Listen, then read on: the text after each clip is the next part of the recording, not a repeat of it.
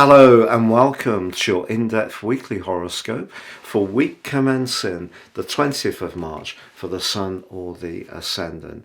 I'm going to give you some standout features to look out for. This week there are a lot, but please stay with me. I will then dive deep to give you in forensic detail all the key influences particularly relevant to your sign. If you are new here, it's great to have your company. If you'd like to comment, this is very much a community and I do interact with each one. But please do also subscribe. If you're a returning visitor, thank you so much for joining me once more.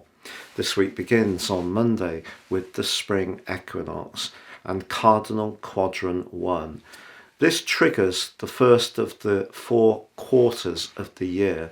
Cardinal basically means leadership. The sign of Aries, where the sun returns to, is a fire sign, and of course it's very much about initiative. So whether it's new things that excite us or ongoing strands that we want to inject with greater vibrancy, this is a fine time to do it.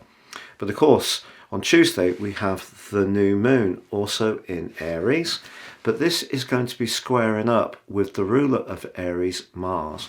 So although we can try and be more dynamic and positive, what I don't feel we should do is be too reckless in our approach, because Mars's square suggests that if we rush into anything without giving it due consideration, planning and research, it could end up being rather a waste of energy, and we can scatter resources too. But also on Tuesday, there is a beautiful conjunction between Venus and the North Node. This can engender within us our desire to enjoy more sensual pleasures, whether it's good food, good wine, or being up close and personal with someone we are involved with.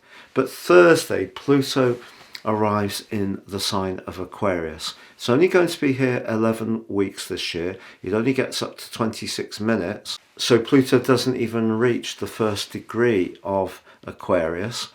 But it's still significant, and it's an opportunity for us all to think at a very deep level how we are all connected, because the sign of Aquarius is one of individuality, but it's also one of the group. Now on Saturday, Mars ends its giant journey through the sign of Gemini, which began on August the 20th and emerges into the sign of Cancer. If you are a water sign or a fixed sign, this is something to celebrate almost immediately. The position of Mars in Cancer is not its technical best transit. Of course, Mars does rule the water sign of Scorpio, but also the fire sign of Aries. And it's known technically as being in fall. But the issues that Cancer is concerned with, security, protectiveness, defense, is definitely going to be something that comes much more into our approach. But the position of Mars and the position of Pluto are in a quincunx. That's 150 degrees.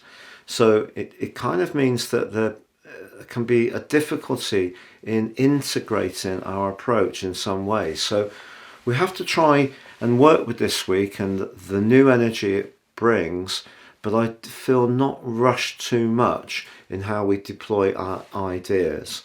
Please stay with me now for your in-depth forecast. If you would like to understand a lot more about how Sirius astrology can really impact on your life, if you give me 3 pieces of personal birth data of time, date and place of birth, I can provide for you your life roadmap report.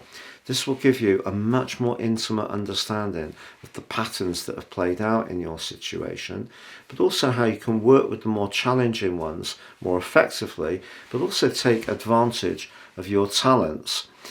Now, within my special package of 30% off, you can also get your 12-month personal forecast.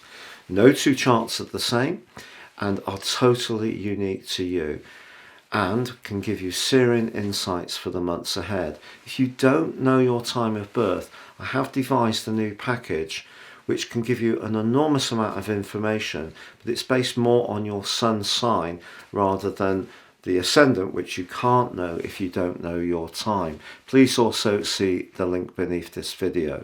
So Leo, the spring equinox followed by the new moon is all about expansion. It's about adventure, independence, about really being excited, about being more spontaneous. It's about being a bit more risk-taking. All the fire energy that's coming in, very positive. What's the catch? Well, of course, Mars, the planet which governs the sign of Aries, which grabs all the attention this week, is going to move later in the week into a more muted location. So as much as you may want to launch yourself forwards, there could be some issues that have been lingering in the depths of your deepest being that could come into the open in the following 6 weeks from the end of this week. Also, because Pluto, the planet of change, moves into your sector of relationships, it's possible that in some interactions there could be some more psychological information that comes up. Maybe you'll become much more aware of the politics of certain relationships in your situation, or your approach can change. So all the ninth house energy that comes in through the sign of Aries is very much about increasing your knowledge. So as much as it can be action orientated and it can be to do with booking holidays and travel, it can also be about increasing your understanding of situations, particularly your philosophies.